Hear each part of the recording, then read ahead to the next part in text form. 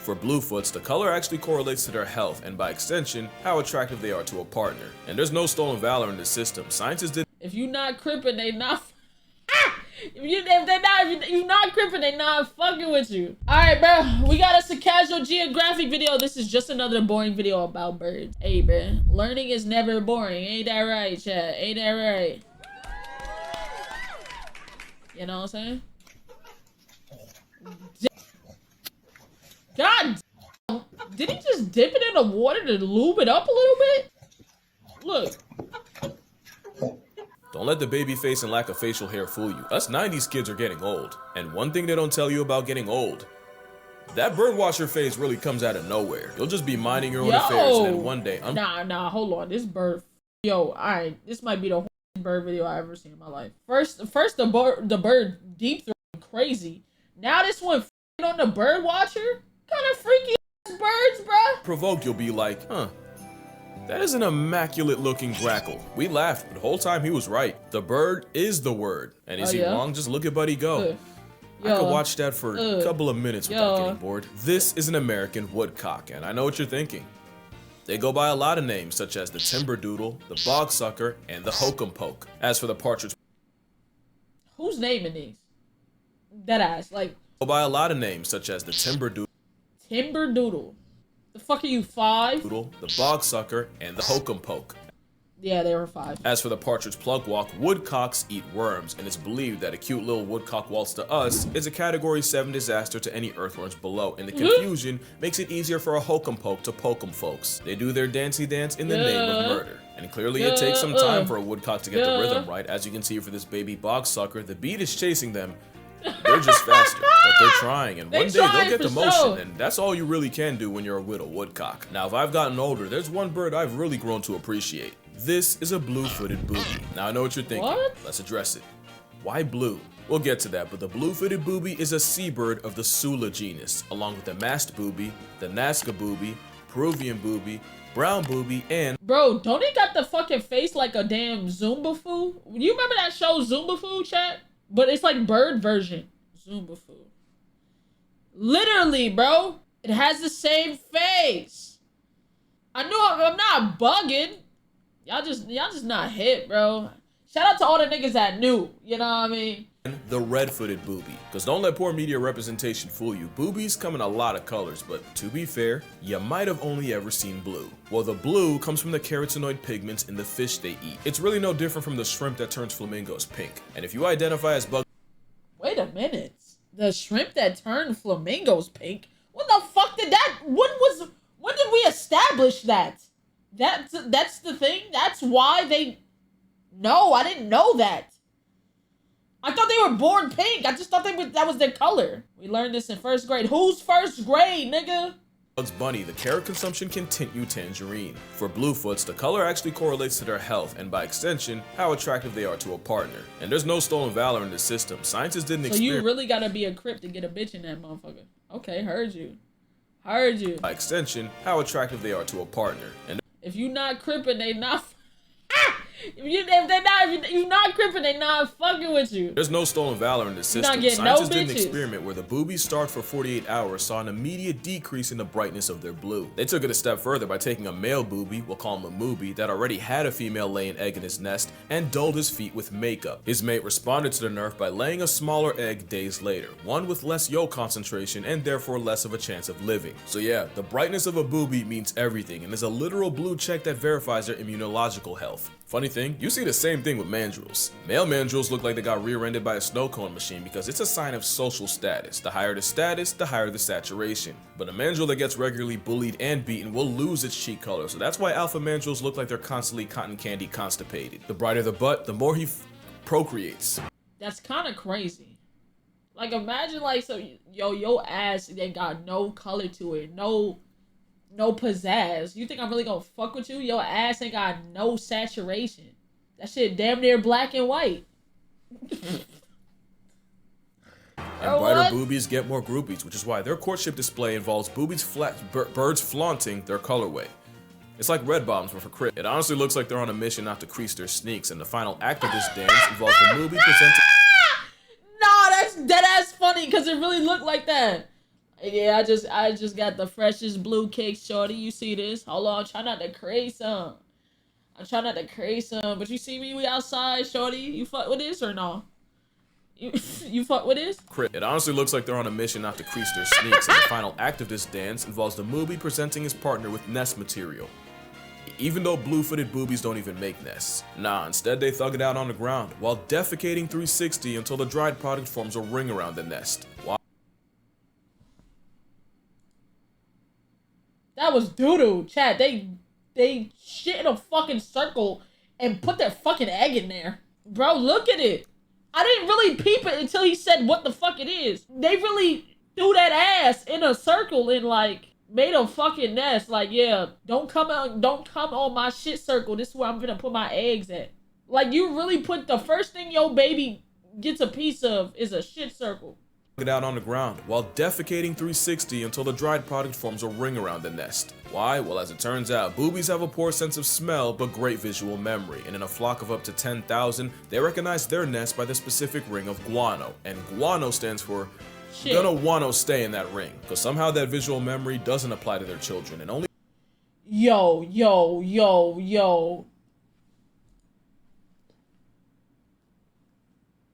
A flock of 10,000. Do you know how many shit rings that is? That's just all shit. It's just a big circle of circles of shit. only chicks inside the septic center get fed. Baby boobies that leave the center not only don't get recognized and don't get fed, they might get massacred by their own mother. Did I just catch you? Leaving the poop ring. That's not the only way a baby booby can get deflated. This seabird practices siblicide, because again, don't let the internet's unrealistic booby standards tell you otherwise. No pair of boobies are exactly the same. One's always a little bit bigger. And that's okay, it's totally normal, but it does mean the bustier bosom will bludgeon and bully the weaker chick, often while the parents watch the booby get murked like mastectomy. It usually happens when parents are low on groceries, but sometimes the booby newbie will catch a body just because. The Nazca booby will yeet its sibling out of the nest, even though studies have proven that boobies working together could easily feed both children. Did I just catch you on the beach? Alive.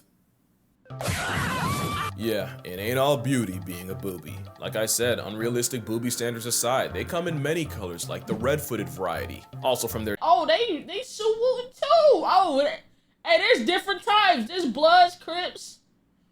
What, they got yellow feet? Or no?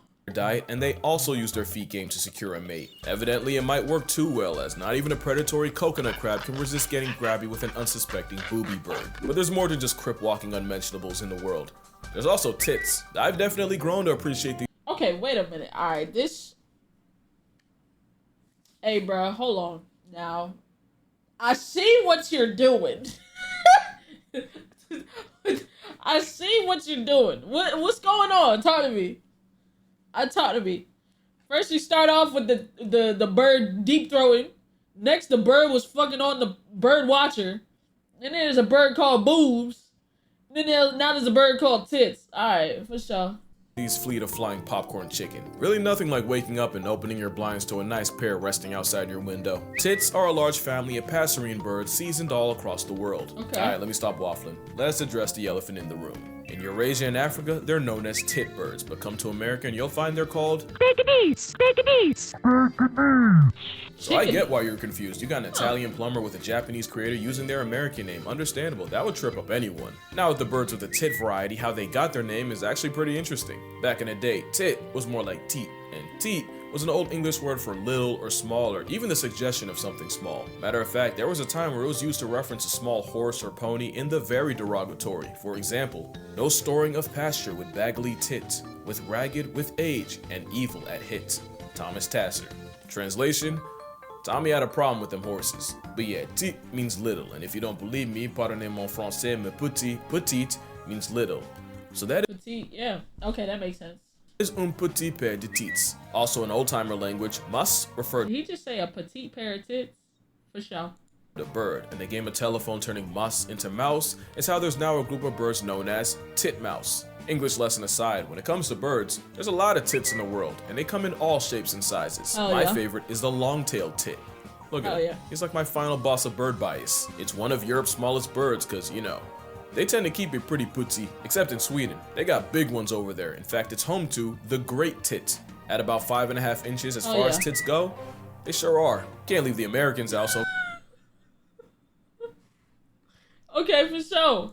of course we gotta shout out Sultry Parus minimus, or the bush tit. And representing the aforementioned titmas is the tufted titmouse of Texas. Obviously they're found in more than just Texas, but ain't no stops in alliteration station. But back to my preference, the long-tailed tit. And not just because of shape, although I do like them round. I don't really have a preference. They're all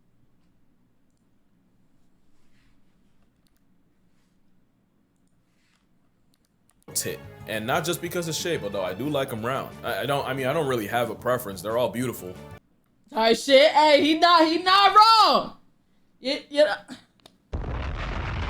not wrong. He not wrong. He's just built like a perfect snowball, and something about watching them hang in the air is just satisfying. But also because they have a daycare system. Nature just couldn't let a long-tailed tit rock, so they have a lot of predators like owls, weasels, and even unnatural ones like domestic cats they can thank us for. The war on tits means their airborne cotton ball has a high nest failure rate, but war on tits. The thing is, if their family becomes compromised in the middle of their nesting season in May, because tits usually pop out in the spring, instead of trying again, usually what they'll do is help out a nearby nest. Now the helpers are usually related, but in a study, half of all the long-tailed nests had at least one and usually more recruits helping the cause. As you can guess, the chicks raised with helpers have a better chance of surviving a trip around the sun, and the experience means the helpers' future children have better luck at life. So basically these birds are the embodiment of it takes a village, and it's always a pleasant sight to see tits sticking together for the greater good. And I gotta say, out of all these birds, I really like the of this one.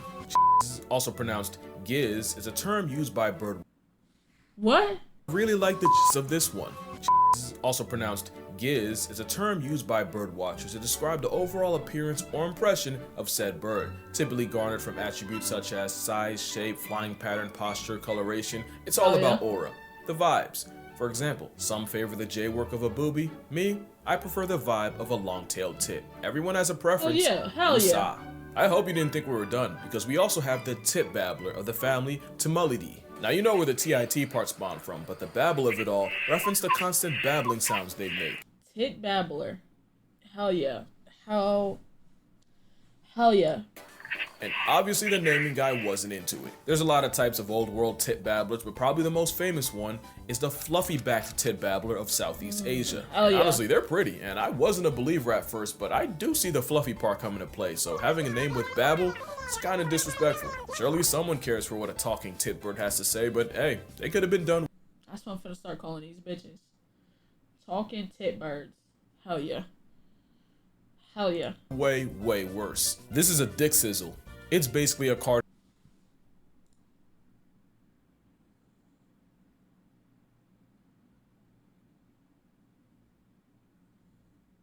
What's going on, bruh?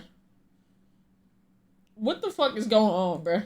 That's what we name it, bruh. A dick sizzle? But hey, they could have been done way worse. This is a dick sizzle. It's basically a cardinal you can find in the American Midwest and Central America. As in, they have all their hanky-spanky fun times in the US Midwest during their breeding season from about early June to mid-August. Then, before fall, the symphony of sizzle dicks migrate en masse to Central and South America. They nest on the ground, and they're highly territorial. So the sizzle dicks go south for the winter, heard you, after, you know, tip-touching in the Midwest. Okay, makes sense. And will run fades in the name of property development. So if you walk outside to a hyper-pigmented popcorn kernel running the ones, you sir have a case of aggressive dick sizzles. But considering they're only 5 inches long, you'd much rather hear those words on your front lawn than from a doctor in a clinic. And the same Nigga said only? Hey, 5 is a lot. It ain't about the size, man. It's about the motion. It's about the motion. 5 is huge, really. Yo. Oh my god, bro. Wish I had 5. 5 is big. Gigantic, even. Oh my god.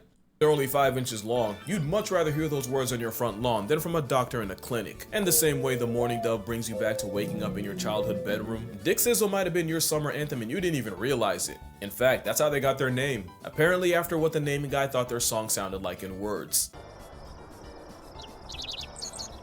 And somehow that was enough to get named like an STD. If that's onomatopoeia, I wouldn't want to be ya. Speaking of which, this is the go-away bird of Africa. Same timing as Richard Sizzle. Their lore is that their call sounds like ko-way, which apparently was in the neighborhood of go away. You know, at first I wasn't feeling it, but if I try really hard, I can make myself hear it. Or I could just be getting Barbied again. Oh, fuck! Those were vintage! Did he not just curse? The fun thing about them is it's believed that is an alarm call to warn other go-aways and actually even other animals of predators. Oh yeah? Conceptually, if that's true, that's really cool. And that's it for the onomatopoeia portion. Let's talk about the rough-faced shag. It sounds like a euphemism for the cultural appropriation of canine coitus. Really, it's a rare seabird endemic to New Rough-faced shag? Zealand. Shout out New Zealand. A cormorant, if you will. You know what else is a cormorant? I believe you've met. This aquatic attack on Titan is also called a king shag, and the rough-faced thing comes from the... So you're telling me a king shag was just deep throating a fucking fish? Hell yeah. Patch of dry yellow skin called the caruncle. Lots of birds have this, like the king vulture. By the way, do not Google caruncles on a pigeon. I'm serious, that ruined my whole vibe. For Big Shaggy, the caruncles really swell up and brighten during breeding season. Also, that ring around their eye turns an even bolder blue. It's really no different from the blue of a booby bird. Consider it amorous eczema. And it's not the weirdest thing a bird will do for attention. This is a sage grouse. And this is the part of the video that might actually get me got. Two things. One, that's... Is it bird titties? Just out in the open. Just showing them. Fucking big ass bird boobies, bruh. A guy, and two, those implants are Get a inflatable bra. collar sacks, so they pop out for female validation. What they'll do is gangs of grouses will gather in groups called leks, that's L-E-K, and they'll... One second. Bounce that ass house shite. Them titties niggas at the strip. Break your back if you know to chew the big.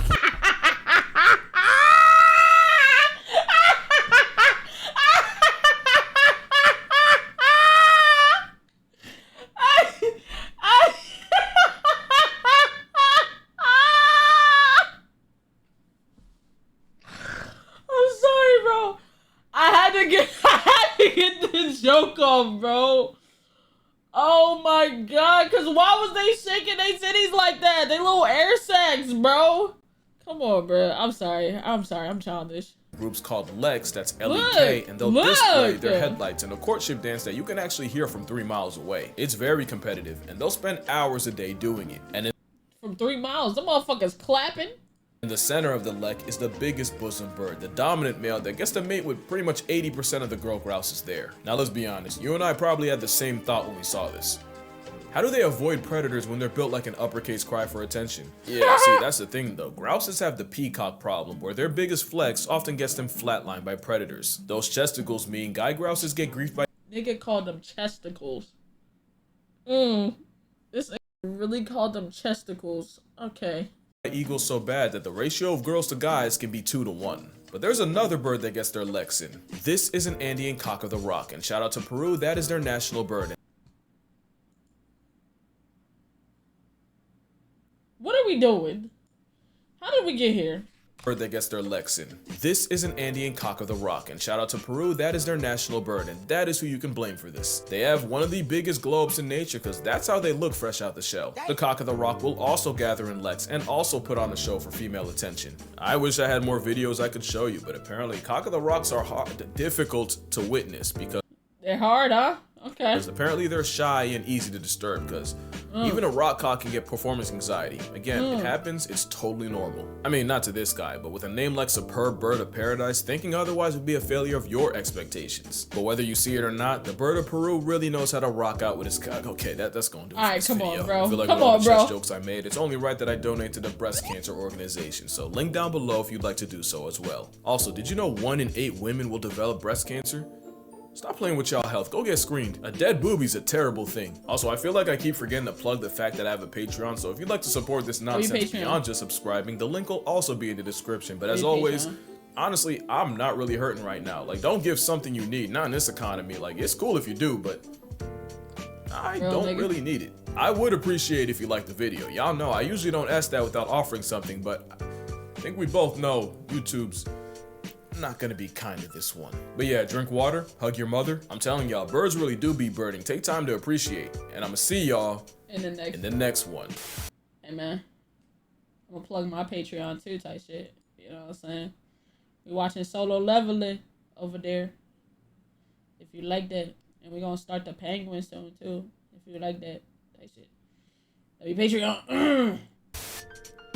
That'd be birds. Take that shit. Hell yeah. Hell yeah. Hell yeah. Go crazy. Go crazy. W video though. Shout out Casual Geographic, man. W guy.